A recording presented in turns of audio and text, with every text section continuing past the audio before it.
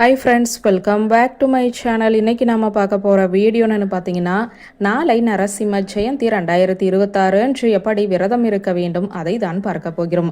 சித்திரை மாதத்தில் வரக்கூடிய மிக முக்கியமான விரதம் மற்றும் வழிபாட்டு தினங்களில் நரசிம்ம ஜெயந்தியும் ஒன்று.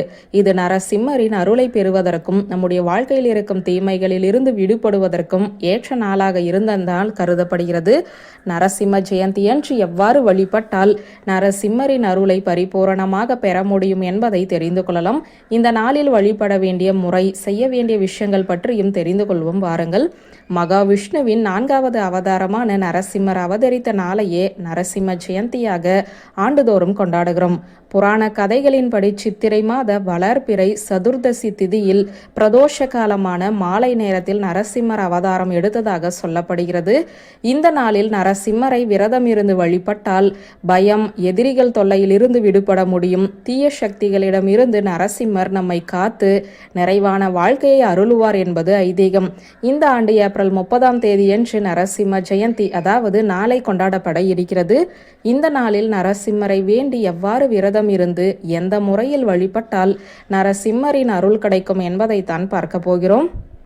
நரசிம்ம ஜெயந்தி விரத விதிமுறைகள் என்பது ஏறக்குறைய ஏகாதசி விரதத்தை போன்றதாகும். நரசிம்ம ஜெயந்திக்கு முந்தைய நாள் ஒரே ஒரு வேளை மட்டும் உணவு சாப்பிட்டு விரதம் கடைபிடிக்க வேண்டும். நரசிம்ம ஜெயந்தி விரதம் இருப்பவர்கள் தானியங்கள், சமைத்த உணவுகள் எதையுமே உட்கொள்ளக்கூடாது. அன்று மாலை முழுவதும், அதாவது நாள் முழுவதும் கூட நீங்கள் உபவாசம் இருக்கலாம். அப்படி முடியாதவர்கள் பால், பழம், துளசி தீர்த்தம் மட்டும் சாப்பிட்டு விரதம் கடைபிடிக்கலாம்.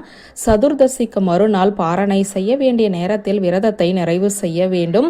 நரசிம்மர் சூரிய அஸ்தமனத்திற்கு பிறகே அவதரித்தார் என்பதால் மாலை நேரத்தில் நரசிம்மரின் படத்தை வைத்து வழிபட துவங்கலாம். மறுநாள் மீண்டும் நரசிம்மரின் உருவத்தை எடுத்து ஓடும் தண்ணீரில் கரைத்து விடலாம். நரசிம்மர் பூஜையை நிறைவு செய்து பிராமணர்களுக்கு அல்லது ஏழைகளுக்கு தானம் வழங்கிய பிறகு விரதத்தை நிறைவு செய்து கொள்ளலாம். நரசிம்மருக்கு துளசி, பானகம், மோர், கற்கண்டு போன்றவற்றை படைத்து வழிபட வேண்டும். நரசிம்மரின் மந்திரங்களை சொல்லி மனதார வழிபடலாம்.